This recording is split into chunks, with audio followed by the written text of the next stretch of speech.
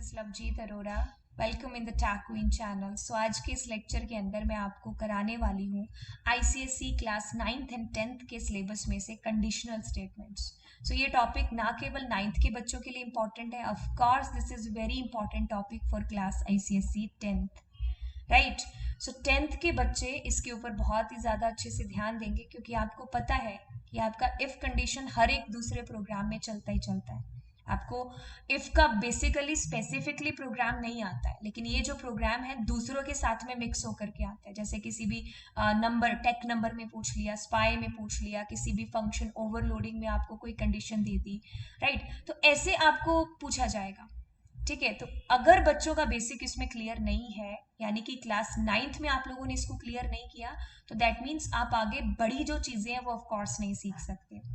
Okay, सो ये जो base है इसको स्ट्रांग बना करके चलो। तो चलिए टॉपिक की शुरुआत करते हैं, दैट इज इफ कंडीशंस। और इसके अंदर मैं आपको वन शॉट में पूरा का पूरा if condition, if else if और नेस्टेड, तो ये चारों चीजें मैं आपको वन शॉट में बहुत ही डिटेल में कराने वाली हूँ। तो नीचे कमेंट सेक्शन में डाल करके जरूर बताना कि मेरे एफर्ट आपको कैसे लग रहे हैं।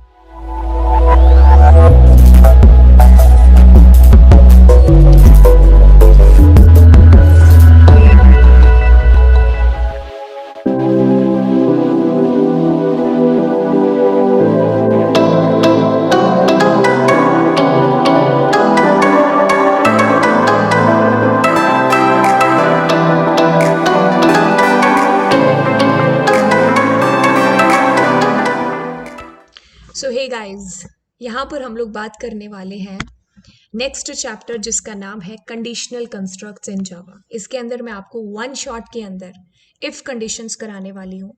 इससे पहले के जितने चैप्टर्स थे, जैसे कि अगर बात करें ऑब्जेक्ट ओरिएंटेड की, ऑब्जेक्ट क्लासेस के बारे में, डेटा टाइप्स के बारे में, ऑपरेटर्स के बारे में, इनपुट कैसे हो सकता है जावा के अंदर, मैथमेटिकल लाइब्रेरी मेथड्स, तो इससे पहले के जितने भी चैप्टर्स थे ना, अगर मैं बात करूं क्लास 10th के लेवल से, तो 9th क्लास यार बहुत ही इंपॉर्टेंट है।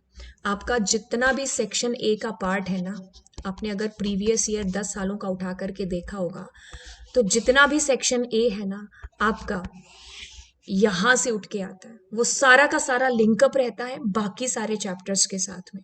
मतलब अभी आपको पता होना चाहिए कि 9th क्लास कितना बड़ा रोल प्ले करती है आईसीएसई क्लास 10th के 100 आउट ऑफ 100 मार्क्स लाने के लिए।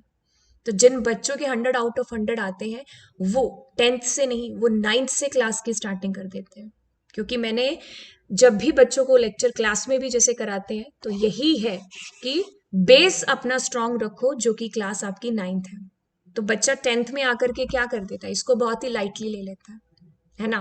जैसे हम लोग जैसे क्रिकेट के अंदर हम लोग सोचते हैं ना, जिस टाइम पर हम बांग्लादेश से हम जीत जाएंगे, जब ओवर कॉन्फिडेंस हो जाता है तो तभी हारते हैं, राइट। तो बच्चा इसमें बहुत ही ज्यादा ओवर कॉन्फिडेंस हो जाता है क्लास 10th में आकर के कि कोई बात नहीं, ये तो बहुत ही सिंपल है। बट इस चीज जो चीजें जितनी सिंपल होती है ना यार, उन पर उतना ही ज्यादा ध्यान देना चाहिए, राइट। जो चीज तुम्हारी स्ट्रांग है ना, तो तुम उन पर ज्यादा ध्यान दो, ताकि वीक पॉइंट है तुम्हारे ज्यादा उभरे ना, राइट। तो ये है 10th का भी बेस, और 9th तो ऑफकोर्स 9th वालों के लिए तो है ही। तो चलिए आज के इस लेक्चर के अंदर कंडीशनल स्टेटमेंट्स को स्टार्ट करते हैं। तो ब्लू जे ओपन किया, तो गाइस सबसे पहले जैसे कंडीशनल स्टेटमेंट मैंने यहाँ पर नाम दे दिया, पैकेज का नाम नहीं है, पैकेज का यहाँ से कॉपी कर लेते हैं। वैसे आप लोगों को ये पैकेज का नाम लिखने की कोई ज़रूरत नहीं है, क्योंकि मैं तो अलग अलग क्लासेस को पढ़ा रही हूँ।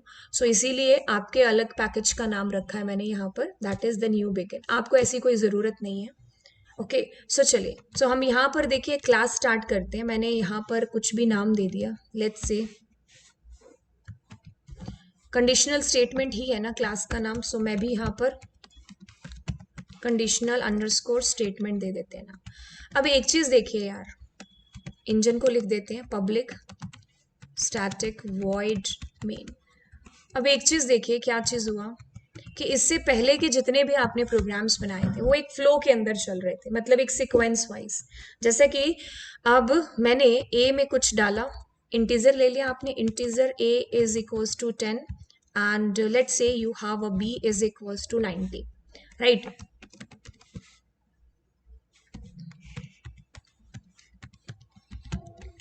प्रिंट एलन एंड गाइज मैं क्या कर रही हूँ, मैं a प्लस बी कर रही हूँ, राइट। बहुत ही सिंपल सा छोटा सा एक प्रोग्राम है जो हमने बनाया, ठीक है। अब ये जो बनाने के पीछे का मेन मोटो या मेन चीज जो मैं आपको समझाना चाहती हूँ वो ये है कि इससे पहले जितने प्रोग्राम्स आपके हुए थे तो उनके अंदर आप लोगों ने क्या किया होगा, एक फ्लो चल रहा है कि लाइन 1 रन हुई, फिर आपकी लाइन 2 रन होगी, फिर लाइन 3, ऐसा सब कुछ था।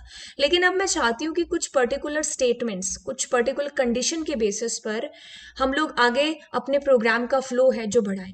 जैसे कि अब ए और बी में कुछ वैल्यूज आ गई, अब मैं ऐसा कुछ चाह रही हूँ कि अगर ए और बी दोनों ऐड होकर के 100 से ज्यादा स्कोर करें तो मैं चाहती हूँ कि कुछ अलग तरीके से प्रिंट हो, मतलब कुछ अलग तरीके से मैं मैसेज देना चाहती हूँ, कंग्रेचुलेशन या फिर हे समथिंग, कुछ भी, राइट।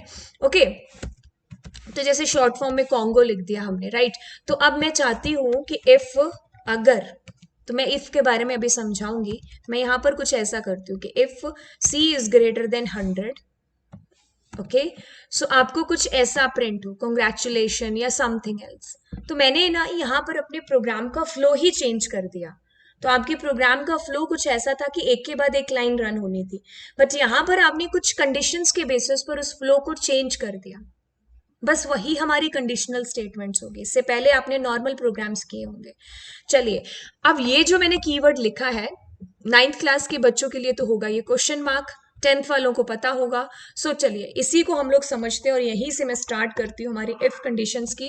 तो आप लोग भी आई थिंक यही बुक है जो फॉलो कर रहे होंगे, आईसीएसई क्लास 10th, ठीक है। सो जो कि आपका एपीसी पब्लिकेशन है, तो ये बुक इतनी अच्छी है कि इसके अंदर आपको दुनिया भर के एग्जाम्पल है जो मिल जाएंगे। आपको ओसवाल वगैरह परचेज करने की भी नीड नहीं पड़ेगी, क्योंकि इसके अंदर आपको बहुत सारे एग्जाम्पल्स हैं जो मिल जाते हैं प्रैक्टिस के लिए, राइट। अभी तो इसका एडिशन नया है, उस नए वाले एडिशन में इतने ज्यादा एग्जाम्पल नहीं मिलेंगे, बट ऑफ कोर्स जो इसका पहले वाला एडिशन था उसमें बहुत ज्यादा एग्जाम्पल थे, इस बुक से भी ज्यादा। तो चलिए अब इसको स्टार्ट करते हैं। और सबसे पहले जैसे नॉर्मल फ्लो ऑफ प्रोग्राम मैंने बताया आपको कि यार क्या हुआ, 10 लाइनें तुम्हारे प्रोग्राम के अंदर और 10 की 10 एक के बाद एक के बाद एक के बाद एक चलती जा रही। बट अब मैं कुछ ऐसा चाहती हूँ कि यार जो मेरी 10 लाइनें हैं ना, उसमें से मैं यहाँ पर कोई ऐसी कंडीशन डाल देती हूँ कि अब इसके बाद में फ्लो है ना, या तो सीधा इस लाइन को प्रिंट करे, नहीं तो वो जंप करके इस लाइन को प्रिंट करे। तो आप अपने प्रोग्राम के फ्लो को चेंज कर रहे हो, राइट। तो चलिए इसीलिए हम लोग यहां पर यूज करते हैं कंडीशनल स्टेटमेंट्स को जावा के अंदर। आपके पास जावा के अंदर सबसे पहली कंडीशन आती है जो कि होती है इफ, जिसमें आप सिर्फ और सिर्फ एक ही कंडीशन देते हो, आप उसमें मल्टीपल कंडीशंस को नहीं रखते हो। फिर दूसरे नंबर पर अगर मैं बात करूं तो इफ के साथ में हम एक और कीवर्ड का यूज करते हैं, दैट इज व्हाट एल्स, कि यानी कि ये चला तो ठीक है, नहीं तो इसको चला देना, नहीं तो इसको चला देना, राइट। तो ये हो गया। अभी अगर 9th वाले बच्चों को समझ में नहीं आ रहा तो प्लीज एक बार सुनते रहो, at the end of the lecture आप भी बोल करके जाओगे क्या, वाओ। सो नेक्स्ट 3 नंबर देखिए, 3 नंबर में मैं कहती हूं कि इफ के साथ में, मतलब मल्टीपल कंडीशंस, तो इफ के साथ में हम यहां पर इफ एल्स लगा देते हैं, ठीक है। तो मतलब एक से ज्यादा कंडीशंस होंगे, एक से ज्यादा कंडीशंस हो। यहां पर मेरे पास में क्या थी, एक ही कंडीशन। यहां पर आपके पास में एक ही कंडीशन है, लेकिन अगर वो हुई सेटिस्फाइड तो fine, otherwise you have another option also. But इस केस में आपके पास में कोई अनदर ऑप्शन नहीं था, एक ही कंडीशन थी, वो चली तो चली, नहीं तो ओके। बट यहां पर अगर ये चली मतलब ट्रू हुआ, दैट्स फाइन, अदरवाइज आपके पास में ये है। तो ये अदरवाइज वाली जो चीज मैं बोल रही हूँ ना, वो होता है आपका एल्स। अब ऐसा भी होता है कि आपके पास में एक कंडीशन ना हो करके मल्टीपल कंडीशंस हो, मल्टीपल कंडीशंस हो। जैसे कि आपने डिसाइड किया कि यार क्लास 10th के बाद में ना 90 अबव आ गए तो ये वाला स्ट्रीम पक्का लेना है, मान लो कॉमर्स का। अब आपने सोचा कि यार 80 to 90 आ गए ना तो बस साइंस में जाना है, अगर उससे भी कम आ गए तो मुझे आर्ट्स में जाना। कोई ऐसी कोई स्पेसिफिक नहीं है क्राइटेरिया कि बच्चा अगर सोचे कि यार कम वाले आर्ट्स में जाते हैं, मैं सिर्फ एक एग्जांपल दे रही हूँ एक ह्यूमन मेंटालिटी को लेकर के। तो मैं सोच लेती हूँ कि यार चल आर्ट्स में चलते हैं। हाँ, तो देखो यहाँ पर आपके पास में क्या है कि मल्टीपल वेज है, मल्टीपल कंडीशंस आ गए ना। सो मल्टीपल कंडीशन के बेसिस पर आप जजमेंट है जो करोगे। तो यहां पर आपके पास में 2 रास्ते हैं, या तो आप इसमें भी इफ लगा दो, इसमें भी इफ लगा दो, और इसमें भी इफ लगा दो, हर किसी में इफ लगा दो, ये भी रास्ता ठीक है। बट ऐसा भी हो सकता है कि आप इफ मल्टीपल लगाने की बजाय आप क्या कर सकते हो, आप इफ के बाद में एल्सिफ एल्सिफ एल्सिफ लगा सकते हो, जितनी भी आगे उसके मल्टीपल स्टेटमेंट्स हैं, राइट तो ये हो गया।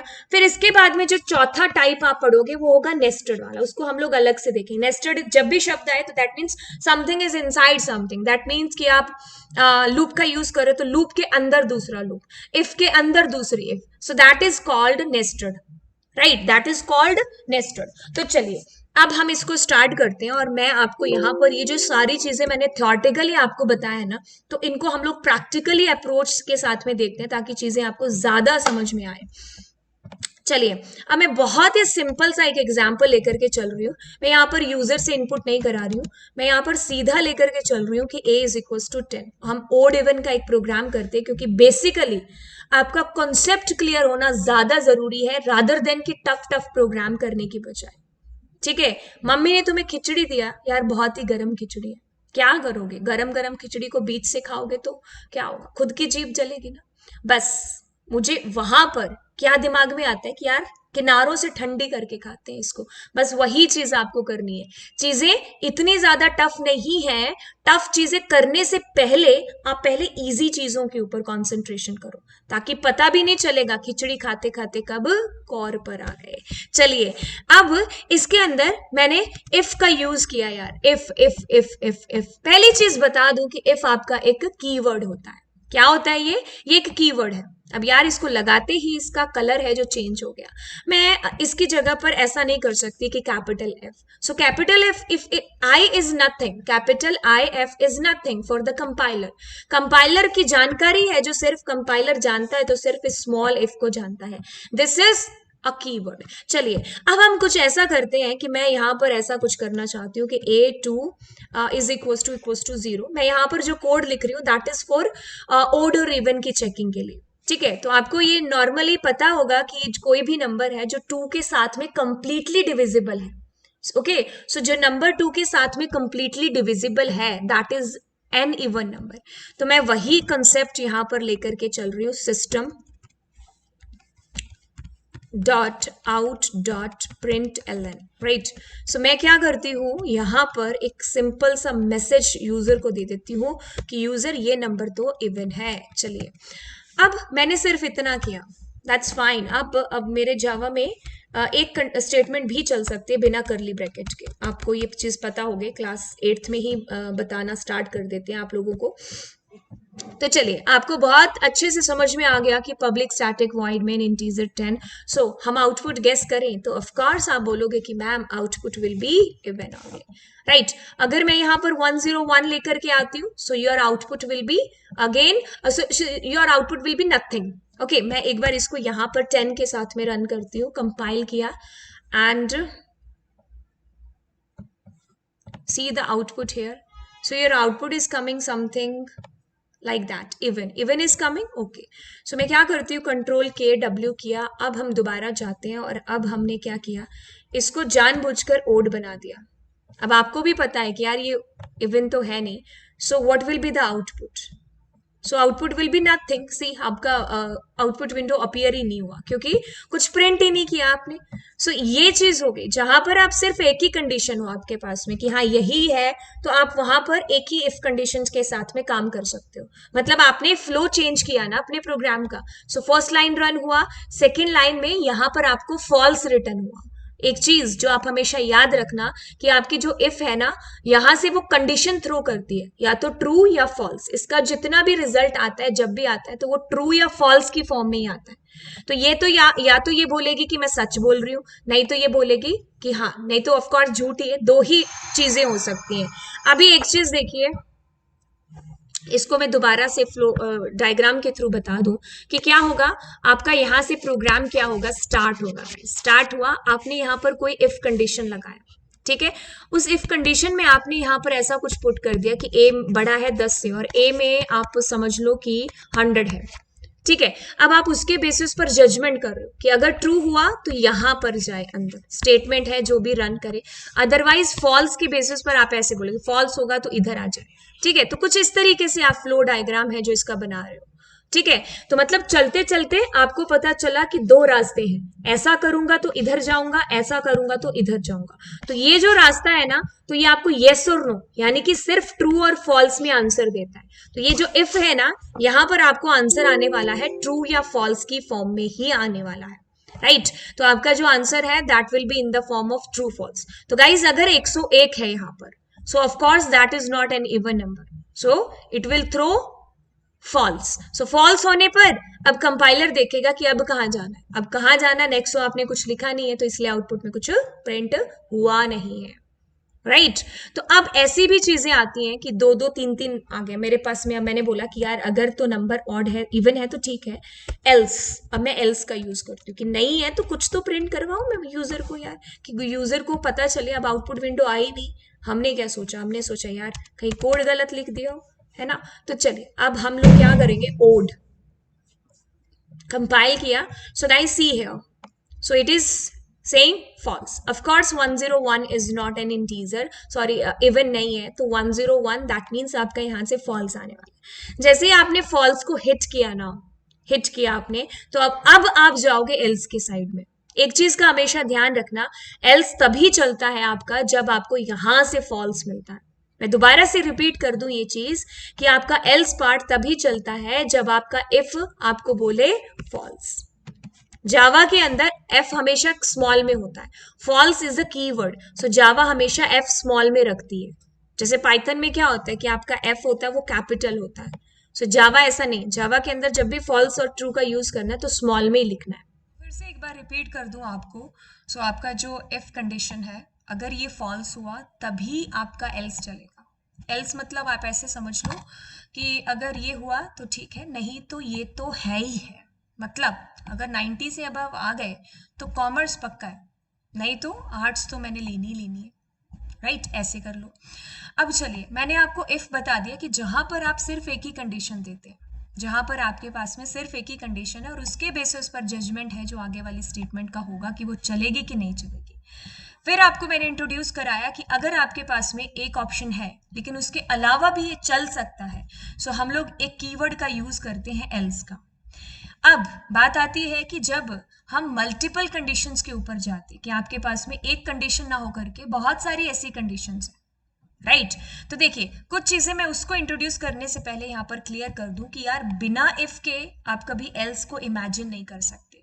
सो always there will be a if. So if के साथ में ही एल्स आएगा, मतलब कह लो कि ये दोनों पेयर में है।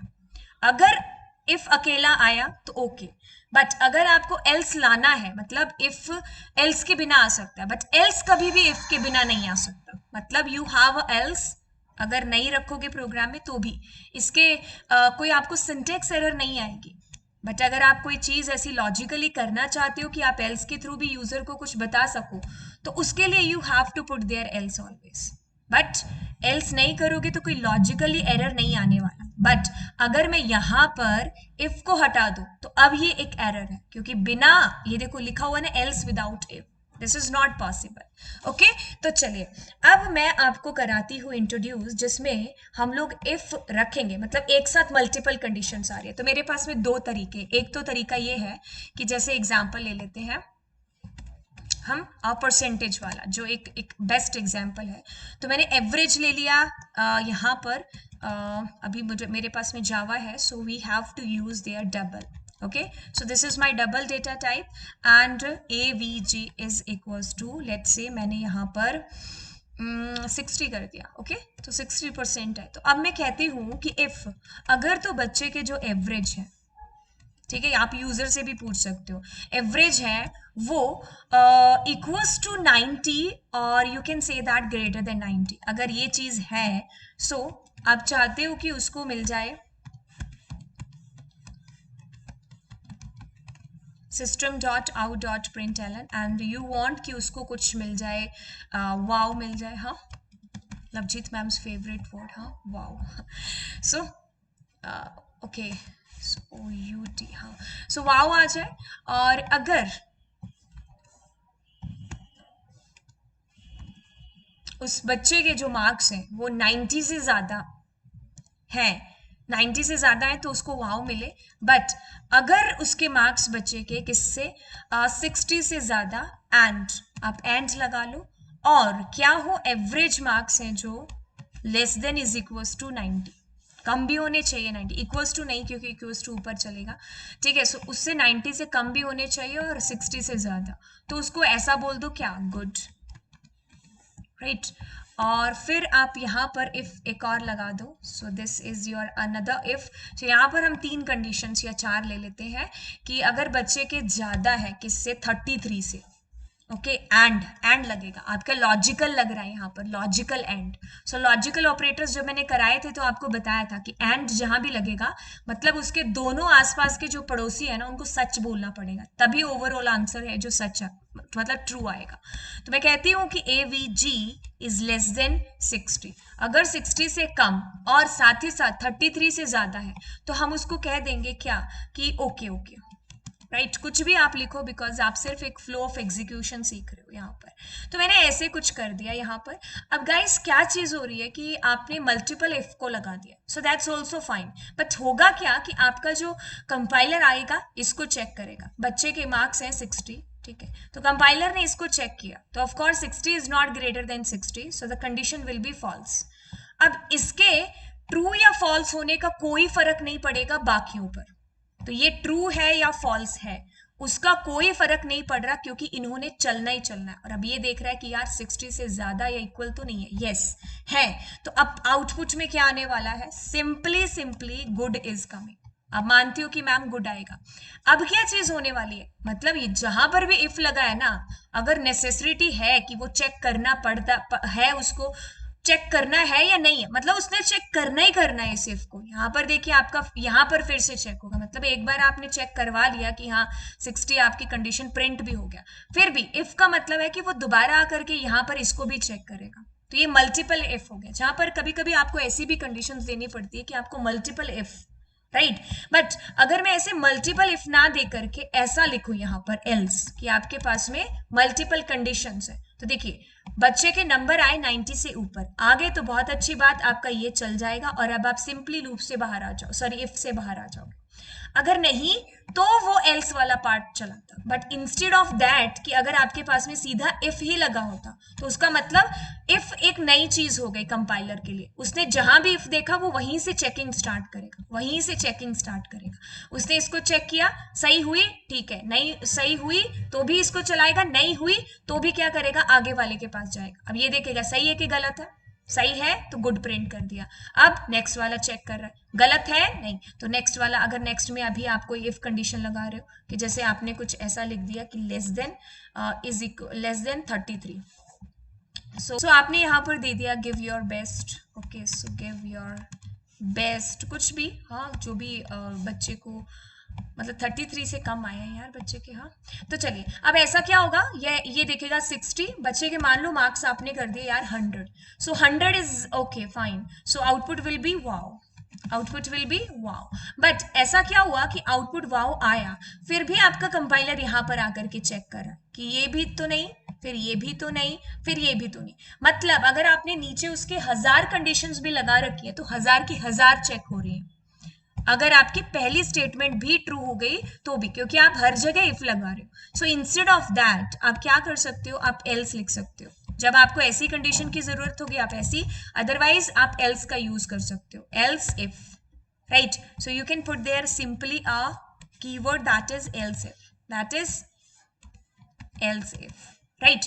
तो अब क्या होगा, the marks that are greater than 100, ये sorry 90, yes, so wow print होगा, दैट्स इट। अब कंपाइलर ये जिसको मैं ब्लू कर रही हूँ ना, इतने सेक्शन को स्किप कर देगा, इसमें से कुछ भी चीज है वो नहीं चेक करेगा।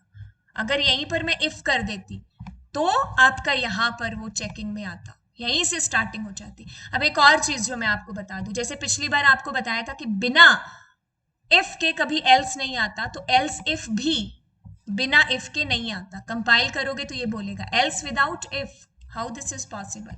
सो गाइज इफ एक तरीके से आप कह लो कि एक स्टार्टिंग पॉइंट हो गया, एक कमरे का दरवाजा है, तो दरवाजे की एंट्री तभी होगी जब आपके पास में इफ है, तो इफ पर एंट्री हुई ट्रू हुआ ठीक है, नहीं तो फिर दूसरा दरवाजा खुलने के लिए वहां पर जाएगा, फिर दूसरा दरवाजा, फिर दूसरा दरवाजा, ऐसे, राइट। तो ये जो है ना, इफ के गलत होने पर ही हम आगे शिफ्ट होते हैं, गलत मतलब फॉल्स होने पर ही। अब इस एल्स इफ के फॉल्स होने पर ही आप आगे जाओगे। जैसे बच्चे के मार्क्स आ रहे थे, मान लो 70 आ रहे हैं, सो आपकी कंडीशन यहाँ गलत हो गई, ये पहले वाले इफ के अंदर मानते हो, चलिए गलत हो गई। तो अब हम यहाँ पर जाएंगे, अब हम यहाँ पर जाएंगे, अब हम यहाँ पर देखेंगे कि 70 आ रहा, मतलब 60 से बड़े हैं, यस, तो गुड प्रिंट हो जाएगा। अब कुछ भी आगे वाला चेक नहीं होगा, राइट। तो ऐसे है ये जो इफ काम करता है आपका, ठीक है, ऐसे है जो आपका इफ काम करता है। तो यहां से जो भी आंसर आता है आपको हमेशा या तो ट्रू आएगा, और या फिर किस फॉर्म में आएगा, फॉल्स की फॉर्म में आएगा। एक चीज जो मैंने भी यहाँ पर गलती कर दी वो ये कि फॉल्स या ट्रू जब भी आपने लिखना है that must be in small, Java के अंदर, ठीक है, जावा के अंदर हमारे पास में ट्रू या फॉल्स लिखना है, सारे के सारे स्मॉल लेटर में आने चाहिए। ये क्या है, एक कीवर्ड है। सो गाइज अभी क्या होगा, आपका हमेशा आंसर ट्रू मतलब गुड ही आएगा, ठीक है। तो ये जो कंडीशंस आपको आंसर देती है ना यहां से निकालकर, ये आपको या तो ट्रू या फॉल्स, ठीक है, ऐसे आंसर देती है। और एंड का यूज कर रहे हो, इसकी जगह पर अगर मैं और का यूज करती तो मतलब सिर्फ इतना होता कि इन दोनों में से एक कंडीशन सही होने पर ही ये चल जाता, ठीक है।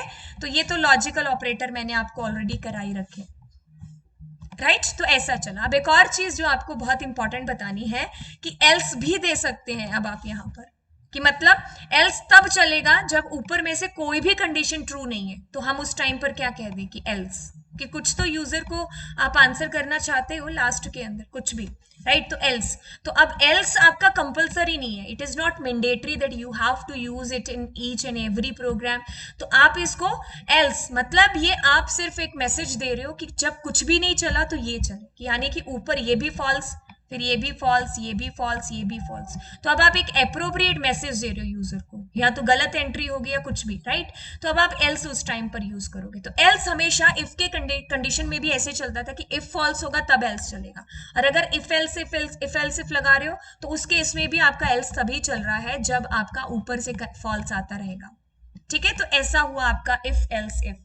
तो मैंने अभी आपको बताया इफ, फिर मैंने आपको इफ के साथ में एल्स बताया, फिर इफ बताया, यानी कि मल्टीपल इफ, देन मैंने आपको बताया इफ एल्स इफ के बारे में, ओके। तो अब हम यहाँ पर मूव करते हैं और जहां पर हम लोग बात करेंगे नेस्टेड इफ के बारे में। किसके बारे में, नेस्टेड इफ के बारे में। तो बुक में ना आपको इनके फ्लो डायग्राम दे रखे हैं, तो फ्लो डायग्राम वैसे तो पेपर में नहीं आते हैं, लेकिन आप उनकी एग्जीक्यूशन वहां से समझ सकते हो बहुत बेटर तरीके से। बाकी मैंने आपको यहाँ पर थ्रू द प्रोग्राम भी बता दिया है। अब चलिए हम लोग नेस्टेड इफ के बारे में बात करते हैं। तो इसको करने से पहले हम लोग यहाँ पर एक बार इसको देख लेते हैं।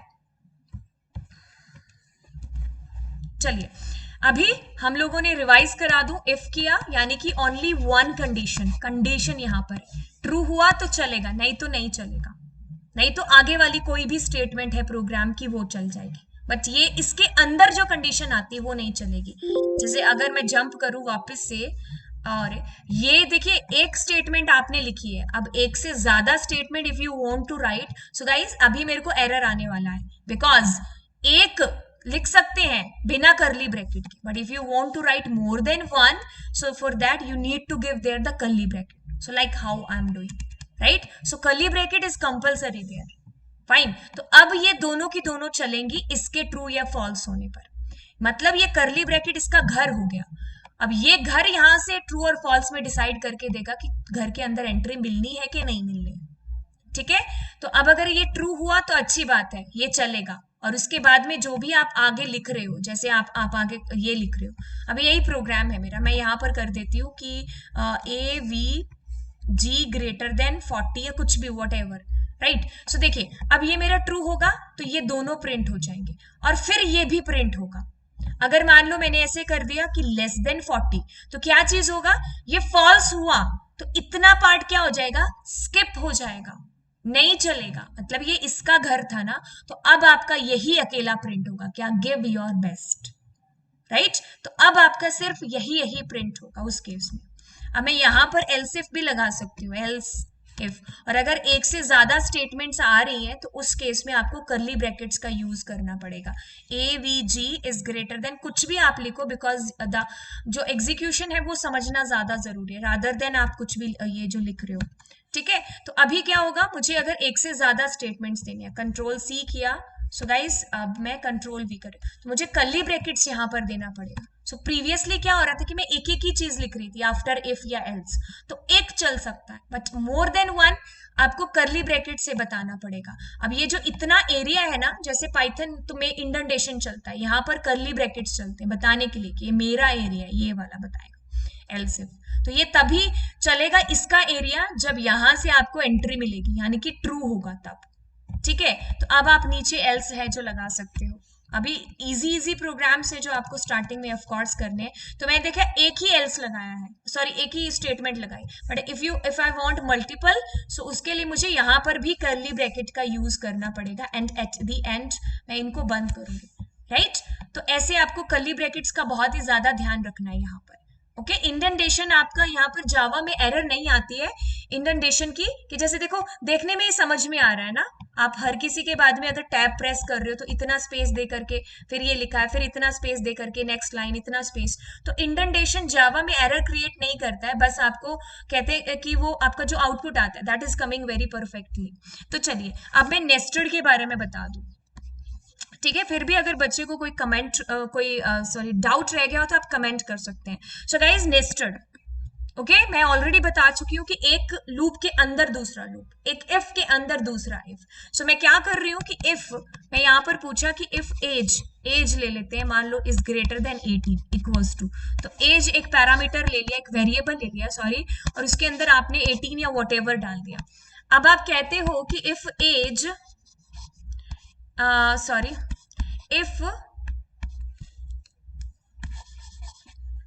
if age is equals to 18, so yes your age is 18, okay, and else मतलब ये चीज देखिए क्या चीज हो रही है,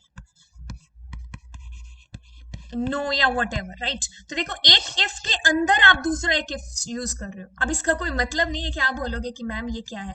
तो देखो इसको समझने के लिए, एक तो हैंड राइटिंग बहुत अच्छी है, हाँ। सो एज 18, तो कंडीशन ट्रू हुई, हो गई ट्रू क्योंकि इक्वल्स टू है, फिर अंदर आएंगे। अब यहाँ पर भी आप एक इफ लगा रहे हो तो वहां पर कंडीशन चेक हुई, यस प्रिंट होगा। अब सीधा आप बाहर आ जाओगे इससे, जैसे एक एग्जाम्पल करके दिखाते हैं, एग्जाम्पल विल बी बेस्ट, हाँ। ब्लू जे के ऊपर करेंगे तो ज्यादा समझ में आएगा। मैं ना यहाँ पर कुछ ऐसा एग्जाम्पल ले लेती हूँ, दिस वन ओनली, एज वाला ही लेकर के चलते हैं यार, okay. So guys, we have a element that is age is equals to, let's say it's a 30. Okay, so now see if age is greater than 30, okay, age अगर ज्यादा है 30 से, तो मैं यहां पर ये भी चेक कर रही हूँ कि इफ, एक और इफ लगा दिया कि if age is 30 and if age equals to 25, right. तो मैं यहां पर ऐसा कुछ कर रही हूँ, system dot out dot println, so your age is 30, okay, so that I have done. So guys, what I have done, see now this is also called a nested if, that is also correct. So nothing is there that what you did there, you have put there the variable that is age is equals to 30. So age 30, क्या वो 30 से ज्यादा है, आप equals to लगा दो, ज्यादा तो नहीं बट इक्वल्स टू है। सो दैट मीन्स अब आप एंटर करोगे, मतलब एक बार चेकिंग हुई, अंदर जाके फिर से चेकिंग हो रही है कि एज कहीं 25 तो नहीं है उसकी। सो 25 है तो आपने यहाँ पर ऐसे मैसेज दे दिया कि योर एज इज 25। अब मैं क्या कर रही हूँ इसके अंदर, मैं यहाँ पर भी एल्स लगा सकती हूँ, so that is also fine if you are putting else there. So इसमें कोई आपको रोकेगा नहीं, क्योंकि आप एक इफ के अंदर दूसरा इफ है जो यूज कर रहे हो, तो इसमें कोई प्रॉब्लम नहीं है, आप यहाँ पर यूज कर सकते हो कि मतलब ये जो वाला इफ है ना सेक्शन, ये वाला जिसको मैं ब्लू कर रही हूँ, ये सेक्शन तभी चलेगा जब आपका ये जिसको मैं ब्लू किया, जब ये ट्रू बोलेगा तो, ठीक है। अगर एज मैंने ऐसा कुछ डाल दिया, 3 डाल दिया, so now this time so no output will be there, ये चलेगा ही नहीं, क्योंकि यहां से आपको फॉल्स दे दिया। अब इसका एल्स तो मैंने लगाया ही नहीं यहाँ पर, ठीक है, तो मतलब आप यहां पर इस इफ का एल्स भी लगा सकते हो, एल्स। ठीक है, अब मैं कर्ली ब्रैकेट दे रही हूं यहां पर, ठीक है, और अब मैं यहां पर कुछ भी लिख सकती हूँ, जैसे if age is less than 5, तो कह दो क्या कुछ भी, सिस्टम डॉट आउट डॉट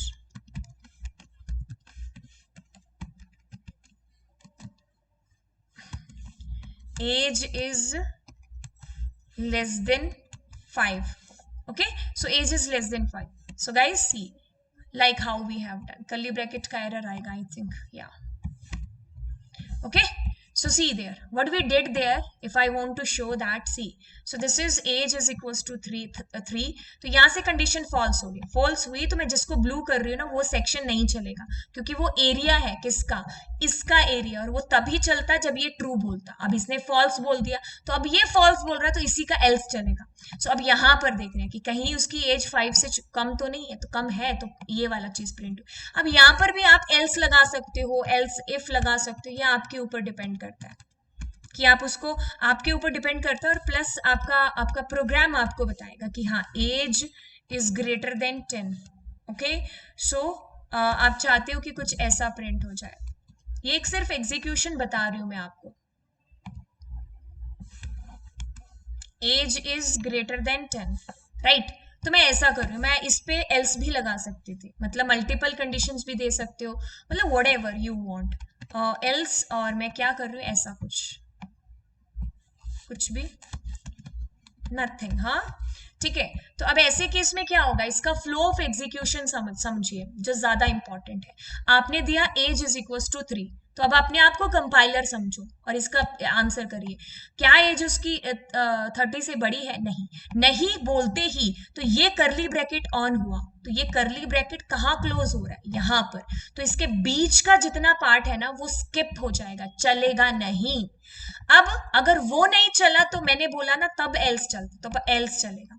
अब एल्स चला तो एल्स के अंदर आप इफ एल्स इफ ये सारा कुछ दे रहे थे, देखा एज छोटी है 5 से, हाँ जी, तो आपका ये प्रिंट हो जाएगा। ये प्रिंट होते ही आप सीधा जंप करोगे कहां पर, यहाँ पर, इसके बाद यहाँ पर अगर यहाँ पर आप कुछ ऐसा दे रहे हो, system dot out dot println, तो आपके पास में आने वाला है सिंपली एंड या दी एंड, कुछ भी लिख दो, तो ये आपका प्रिंट होगा यहाँ पर, ठीक है। तब उसके बाद में अब मान लीजिए मैंने एज कुछ ऐसा दे रही हूँ कि age is 9, right, so condition false, so आपको पता है कि आपने स्किप करना और एल्स चलाना, एल्स इफ भी लिख सकते थे यहाँ पर, वो आपकी मर्जी है, आपका प्रोग्राम आपको बताएगा।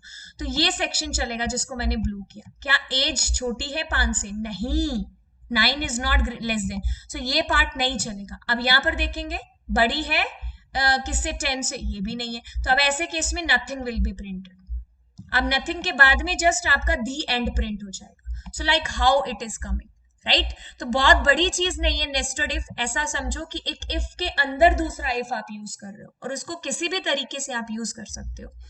इसके जितने भी प्रोग्राम्स हैं आपके बुक के लास्ट में दे रखे हैं, सॉरी चैप्टर के लास्ट में, सो वो प्रोग्राम्स आप जितने करोगे उतना ही कम है, राइट, उतना ही कम है।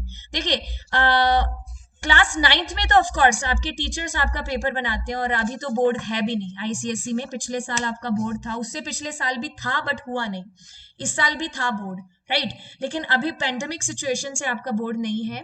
तो आप लोग क्या कर सकते हो कि आपके जैसे डिजिट वाले प्रोग्राम होते हैं, जैसे स्पेशल डिजिट नंबर हो गया, या फिर आप कह लो प्रॉनिक नंबर हो गया, हर्षद नंबर हो गया, स्पाई नंबर हो गया, तो ये सारे जो प्रोग्राम्स हैं आप लूप के बाद में स्टार्ट कर सकते हो, क्योंकि उसमें क्या होगा, आपका इफ भी चलेगा और लूप भी चलेगा, ठीक है।